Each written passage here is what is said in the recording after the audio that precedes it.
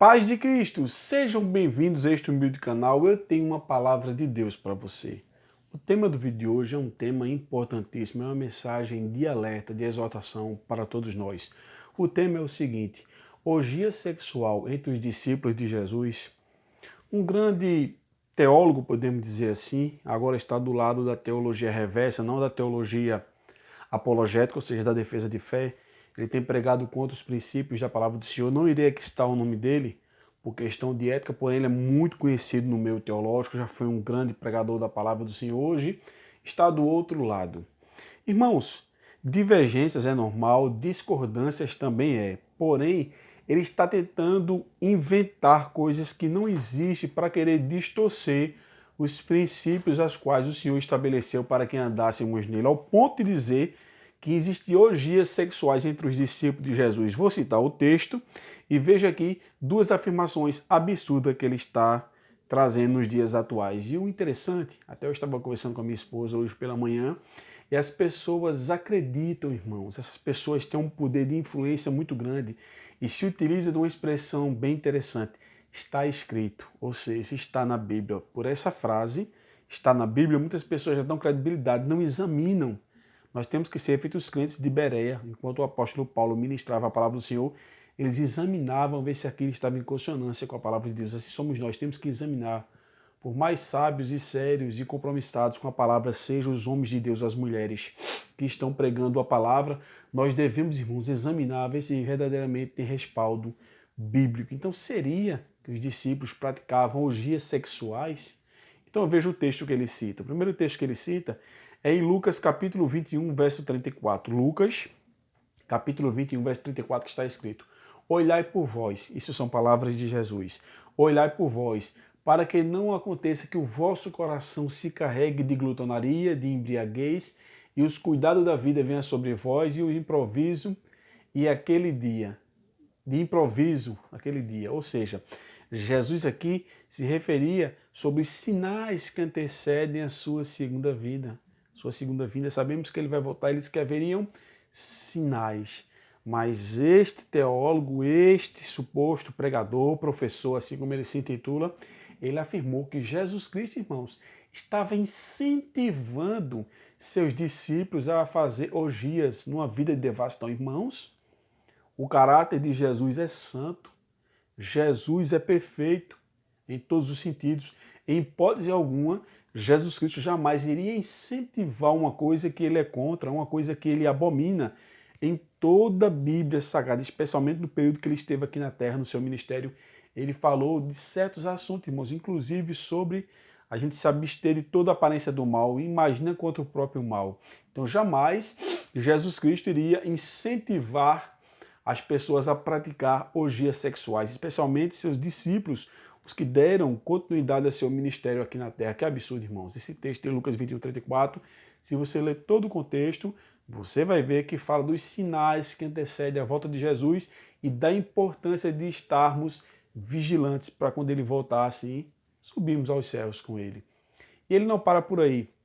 Ele também cita outro texto que está em 1 Pedro, capítulo 4, verso 3, que diz o seguinte: porque é bastante que no tempo passado da vida fizéssemos a vontade dos gentios, andando em dissoluções, concupiscências, borracheiras, glutonarias, bebedices e abomináveis idolatrias. Ele diz que esse texto deixa bem claro que Pedro estava expressando aqui nos dias atuais, ou seja, quando ele escreveu aquilo ali, eles viviam, inclusive o apóstolo Pedro vivia na prática de orgias sexuais. Irmãos, quando nós vamos ler todo o contexto dessa epístola de Pedro, a primeira epístola de Pedro, especialmente o capítulo 4, mas toda a epístola e a sua segunda epístola, que escreveu duas epístolas, observamos, irmãos, especialmente esse texto que ele cita de 1 Pedro 4:3, ele está falando aqui do tempo passado, ou seja, quando não se tinha Jesus Cristo em sua vida, não do tempo presente. Irmãos, não precisa aqui ter um conhecimento de exegese, que é a ciência que ajuda a interpretar o texto, da hermenêutica, da ciência da interpretação da Bíblia, pois sabemos que tanto a exegese quanto a hermenêutica nos ajuda sim, nós que fazemos curso de teologia, pessoas que são mais especializadas, em especial os exegetas, Eles têm uma compreensão melhor do texto, ok. Mas não precisa ser um hermeneuta, não precisa ser um exegeta para ver que esse texto não está falando isso. Se refere ao tempo passado e não ao tempo presente, irmãos. Ele faz aqui uma comparação, tipo, o que se faz uma pessoa sem Deus, incluindo até ele próprio, e também o que se faz uma pessoa que tem Deus, ou seja, toma certas precauções, jamais comete certas práticas que vinha cometendo. Não era no tempo presente que o apóstolo Pedro estivesse dizendo. Primeiro, ele afirma em Lucas 21:34 que Jesus estava incentivando os discípulos a que fizessem orgias. Já em 1 Pedro 4:3 ele declara e afirma que Pedro estava falando no tempo presente que era um praticante assíduo da orgia sexual. Irmãos, não é isso. Cuidado com o que você ouve, cuidado com o que você lê, cuidado, irmãos. É importante ouvir, sim, é importante ler também, assistir, isso é bom, fazemos isso, mas temos que examinar tudo, como diz a Bíblia, retendo o que for bem, se abster da aparência do mal. Tome muito cuidado, irmãos. Essas pessoas estão usando o poder da influência, se utilizando a famosa expressão está escrito, cuidado. O demônio, quando foi tentar o Senhor Jesus Cristo no deserto da Judéia, também ele citou a Bíblia, mas a Bíblia fora do seu contexto. E Jesus também citou a Bíblia dentro do contexto.